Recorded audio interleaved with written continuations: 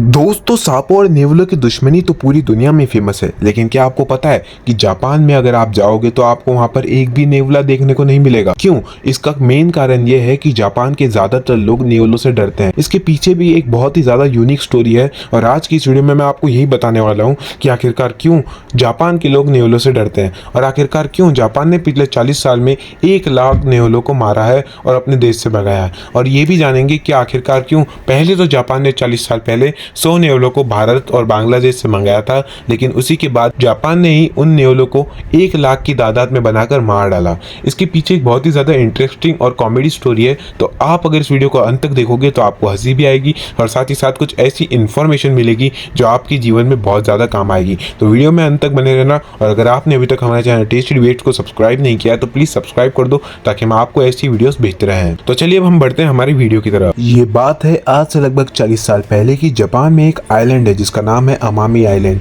उस आइलैंड में कुछ ऐसा हो रहा था कि वहाँ के जो फार्मर्स थे यानी कि जो किसान थे उनको बहुत ज़्यादा प्रॉब्लम हो रही थी, क्योंकि वहाँ पर सांपों की संख्या बहुत ज़्यादा बढ़ गई थी। सांपों की संख्या से मेरा मतलब है वहाँ पर एक टाइप की प्रजाति है जो कि बहुत ही ज़्यादा जहरीली होती है जिसका नाम है हेबू स्नेक। वो हेबू स्नेक्स की संख्या इतनी ज़्यादा बढ़ गई थी कि वहाँ पर बहुत सारे किसानों की मौत भी हो रही थी। वो हेबू स्नेक वैसे तो फसलों को क्लीन करने का भी काम करते हैं, लेकिन वो किसानों को बहुत ज़्यादा डंक मार के उनको मार दे रहे थे और इसी के चलते वहाँ के बहुत सारे फार्मर्स उस गांव को छोड़ के जा रहे थे। और अगर खेती नहीं होगी तो वहाँ पर कोई कुछ भी नहीं खा पाएगा और ऐसे ऐसे करके तो वो पूरा शहर अबेंडन हो जाता था।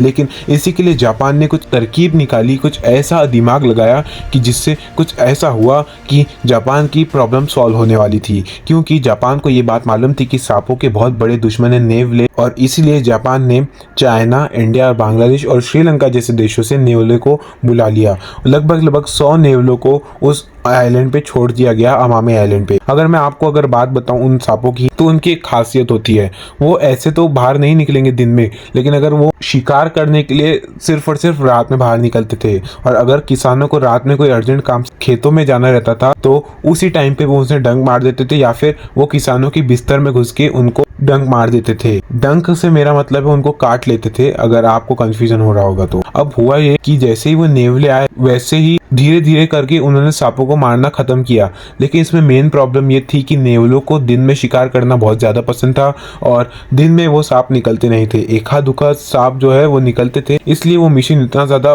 वो नहीं हो रहा था।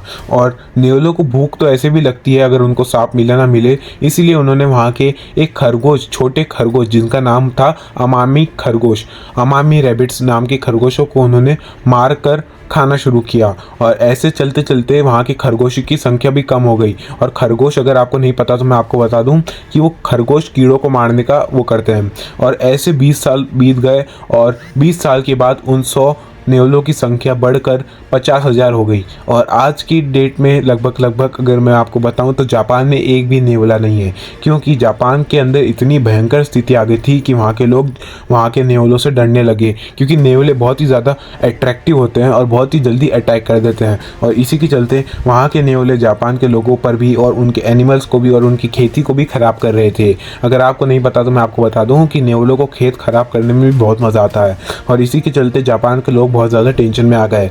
अब जापान के पास यहाँ पर 2 रास्ते थे, या तो जैसा चलना है वैसे चलने दो और आइलैंड को अबेंडन कर दो, लेकिन ये होना बिल्कुल भी पॉसिबल नहीं था, क्योंकि अमामी आइलैंड में बहुत सारे लोग रह रहे थे और वहाँ पर उनके बहुत सारे लोगों का घर पड़ रहा था। और इसीलिए जापान ने ये नहीं करने के बजाय नेवलों को भगाने का एक नया मिशन चालू किया।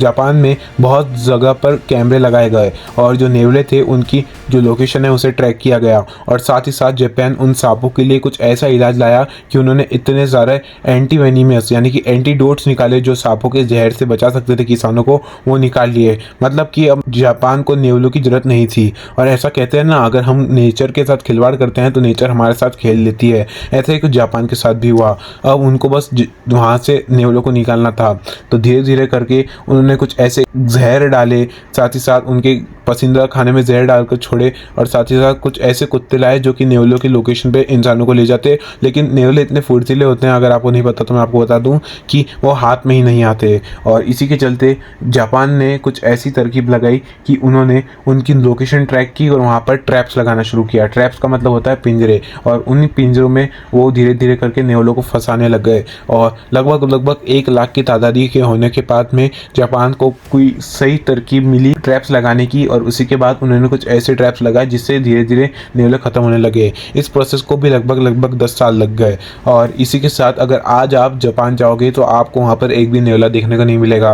और साथ ही साथ वहाँ के लोग नेवलों से डरते भी हैं, क्योंकि उनके अंदर अभी भी वो खौफ बैठा हुआ है नेवलों का।